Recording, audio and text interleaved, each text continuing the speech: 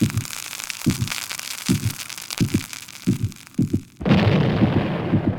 everyone and welcome to It Goes Off. We've just finished round 20 of the INET NBL competition, and Grantley Bernard, it was one that the Sydney Kings really didn't take care of an opportunity they had, and showed perhaps the big difference between the top two teams in the competition and the rest of the field.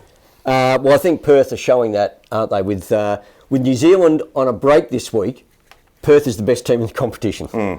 They've touched up Melbourne by 20, and then they've crossed the country and they've touched up Sydney by 26. Two teams that are vying for the place in the Final Four. And do you see any chance, when you look at the remaining teams vying for that position, the Wollongong Hawks, they're another one that burped up a chance to solidify a position in the top four.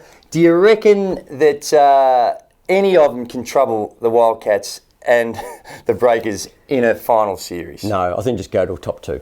Just go to the top two seems like the way it's been this season, and it's hard to argue against that. But there were not many games on the slate throughout round 20.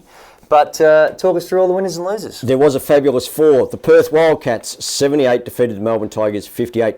Sean Redditch with 17 points and 6 rebounds for the Wildcats. For the Tigers, Adam Ballinger had 15 points. The Tigers only shot 36% from the field and 17% on threes, and they only put together a 19-point second half.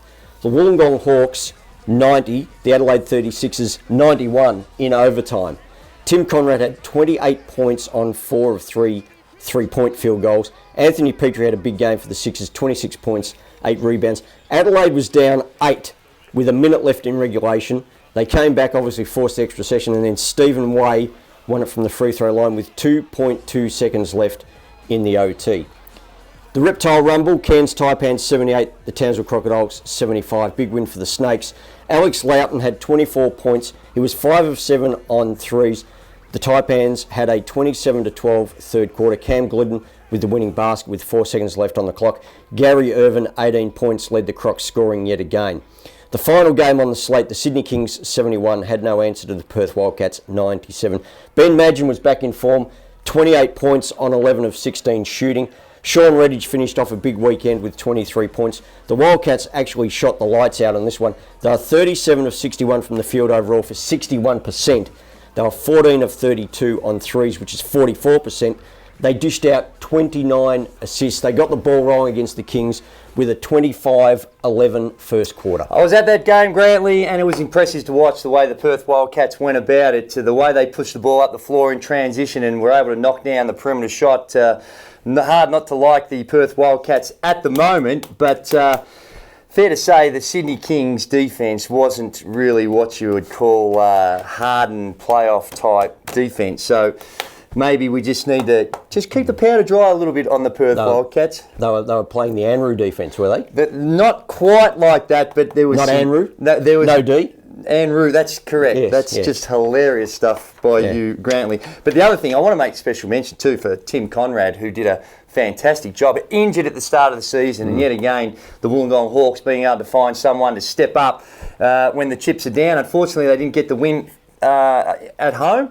But given the way the schedule is, and we're going to take a look at the run home again. We did that last week, but it seems like no one wants to solidify a place in the finals. Someone's going to go in backwards, aren't they? It's looking like a losing record's going to get you in, which in an 8-team competition... and 2 spots with losing record.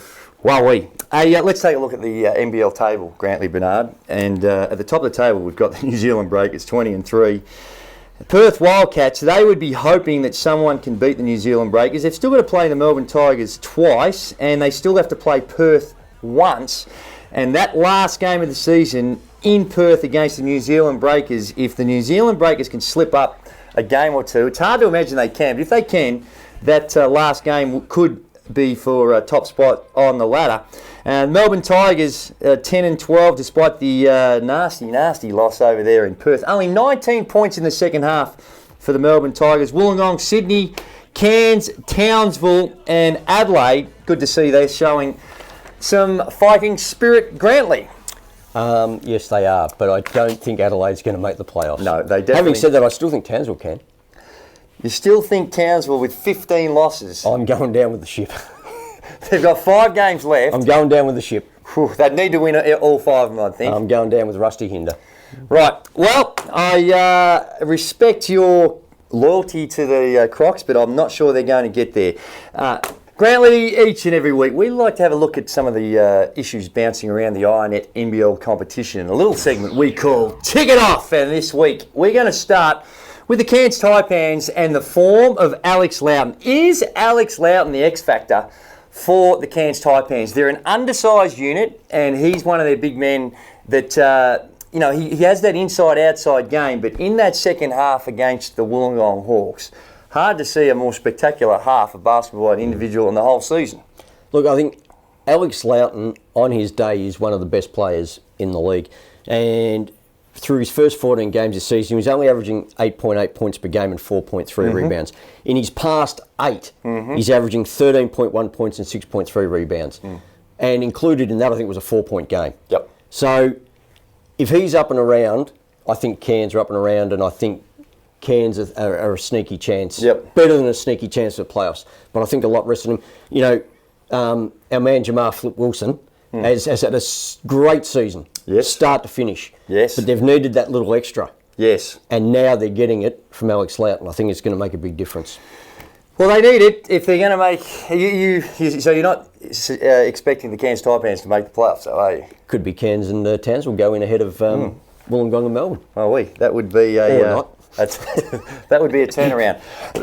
When you look at the New Zealand Breakers, Grantley, they are going to finish 1 or 2. Highly likely they should finish in first place. The Perth Wildcats and the Red Army would be barracking for anyone up against the New Zealand Breakers because they want a chance to get that home playoff finals advantage right throughout the playoffs, and they need New Zealand to slip up. Maybe they've had their voodoo dolls out and stuck a few pins into Will Hudson because, unfortunately for him, he's going to be out 3 to 4 weeks, it's been reported. That is a significant blow. It is a relatively significant blow, but I'm tipping if you're going to fashion a voodoo doll to get, he wouldn't be the first. I'm not sure you're making a Will Hudson voodoo doll. Well, they don't want to be They don't want to decimate the team. They just want to give him a fighting chance. And losing a player like Will Hudson, who you look at his numbers, 8 or 9 points a game and 5 or 6 rebounds. He has started in some of the games. It's one that his numbers don't, I think, reflect the impact that he has on the team either. Probably not. I mean, look, he is a piece of the team, and New Zealand is, I think, very much a team. Everyone talks about Abercrombie as being a great player, yes, but he's a superstar. They're not reliant on Thomas Abercrombie to have 25 points to win a basketball game. Some nights, Dylan Boucher comes on and knocks a couple of blokes over, and that wins them a basketball game. Some nights it's CJ Bruton comes on and drains a couple of threes. They're a team in the true sense. I think New Zealand, they're not reliant on just one player. So I think they cover the absence of Will Hudson, voodoo doll or not. And it's no coincidence both the Wildcats and the Breakers have that real strong depth team element to them. I mean, I think if you were going to go voodoo on New Zealand, wouldn't you go voodoo on Cedric Jackson? He would be, but that would decimate him. And that would absolutely decimate. And it wouldn't be pins. It'd be like knitting needles. No, we don't want that. Even the Perth Wildcats don't want it. They don't want to get there by default. Hey, Grantley, at this time of year, it's all about the run home and where teams are going to be playing. So let's have a look at the run home. New Zealand Breakers and Perth Wildcats. We only look at this just so we It's over. It's over, but when you look at this is for top space now. So when you look at New Zealand's got it. You reckon they got it? Yeah. So they've got to drop at least one of those, and then and Perth win the rest, and then that last game will be live. Oh, no, I can't. I think Adelaide. I think New Zealand will finish first. Right. Well, it's not locked in, but I tend to agree with you. Perth, yep, they're into second. Then it gets interesting. So we've got the Melbourne Tigers, Wollongong Hawks, Sydney Kings, Cairns Taipans, and Townsville Crocs. There you see the run home. Grantley, we went through this last week, and I don't think I got... I only had 4 games, and I got 3 of them wrong.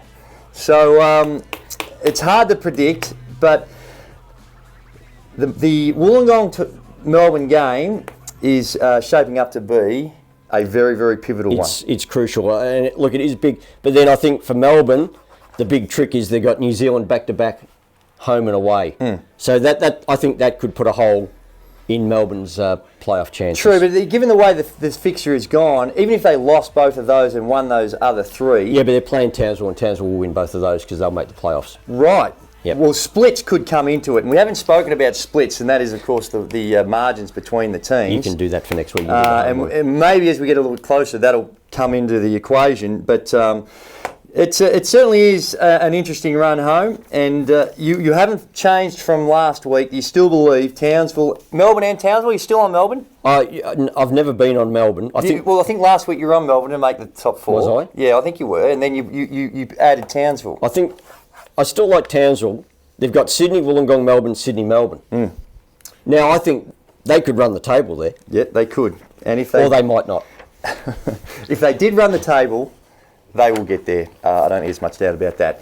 Grantley, you've had your say. I've had a bit of a say, but we love to get the feedback from the good folk out there. And in a little segment we call the Mark Zuckerberg Minute, and that's where we hopefully get some questions coming from you guys out there in regards to some issues that you want us to address. Each week we have a great prize to give away. It's been the Skins Pack, but what is it this week, Grantley? NBL Prize Pack, valued at about $200 worth of goodies coming someone's way. This week, it's the way to do it is the NBL Facebook page is the best way to do it, or you can hit us on our Twitter, Andrew Gaze, Tan Grantley Bernard, or the @NBL is the NBL Twitter page. Twitter page? Is that what it's called? Account. Twitter account. First question coming from Cody Pound.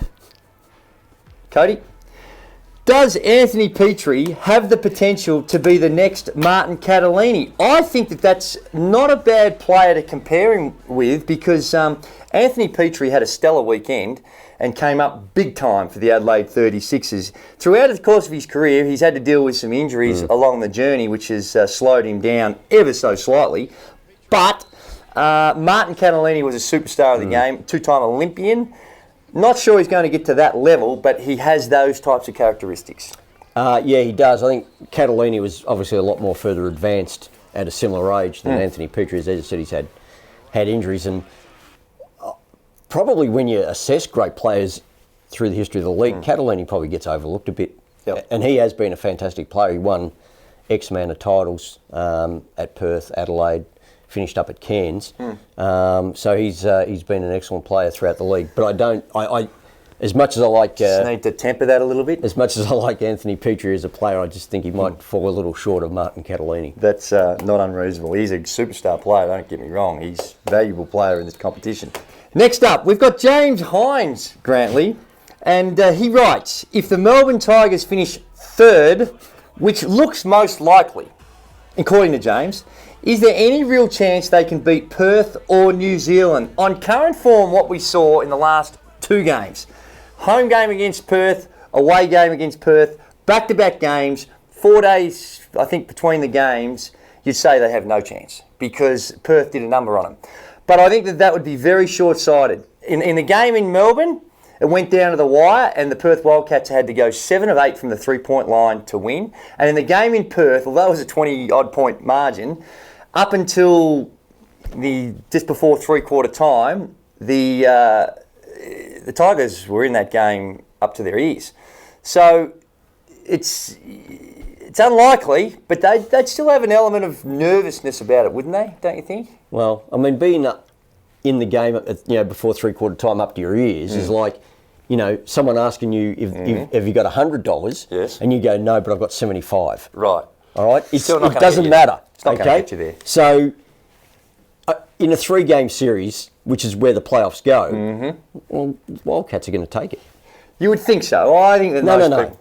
They're going to take it. Don't think so. Last one. Michael Stoodley.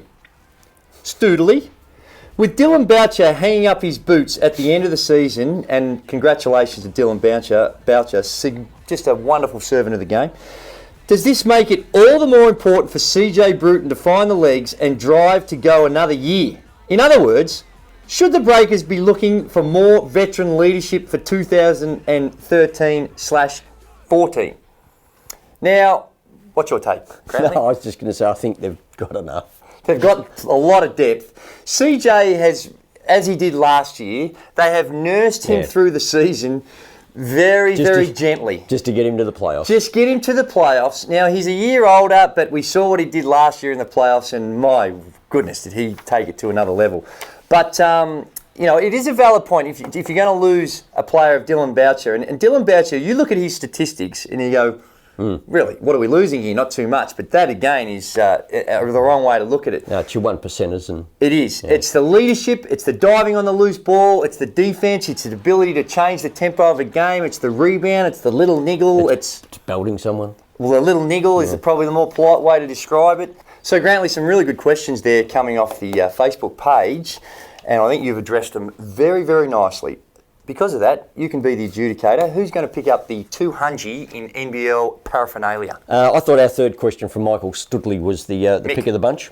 Mick, you've might have blown the budget a bit. I'm tipping he's a New Zealand fan, but we're happy to ship to New Zealand, but you might have to pay the duty, any customs like that. We're not going to cover that, are we?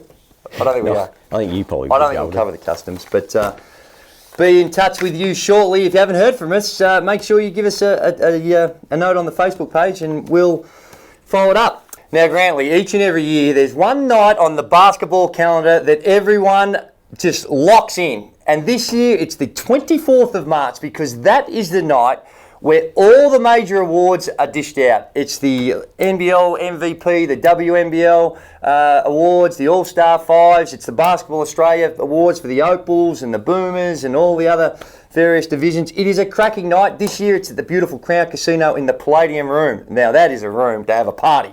And going to be some fantastic entertainment. And you have the opportunity, the good folk out there, to come along. Are you going to go, Grantley? You were hosting are you hosting the podcast? You streamed it online last year, didn't you? There were dozens of people that watched that and they were thrilled with your commentary. It's at March 24th at the beautiful Crown Casino. Basketball.net.au is the place to go to check out and all the information and the tickets. So jump on. It's worth the effort to come along and just see what's going on. The highlights are there. It's just a real fun night. Are you MC? No, I've never MC'd. Thank God. And no, I won't be there.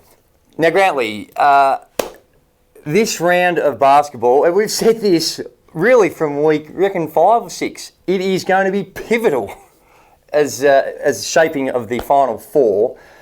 Please let the good folk out there know where they can go and catch some NBL action. I'll tell them where to go.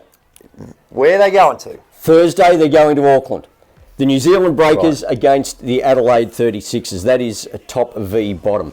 Friday, it's Cairns versus the Perth Wildcats, so that's massive for the Snakes. Saturday, the Melbourne Tigers and the Wollongong Hawks. Yes. That is one with playoff implications of the highest order. As is the game on Sunday, which is on 10 at 2. Yep. The Sydney Kings and the Townsville Crocodiles. The loser, Papa? I'm saying, is done. Geez, you stuck fat with Townsville for so long, and now you're saying... Well, if they win, they're not done, are they? No, they're not. They're definitely not. Yes, there's some critical games there, no doubt about that, Grantley, and real important week for both the Melbourne Tigers, Wollongong Hawks, the Sydney Kings, Townsville Crocs. I mean, they're all pivotal games, but they are two games that are really going to have significant impact on the playoff hopes of each of those teams.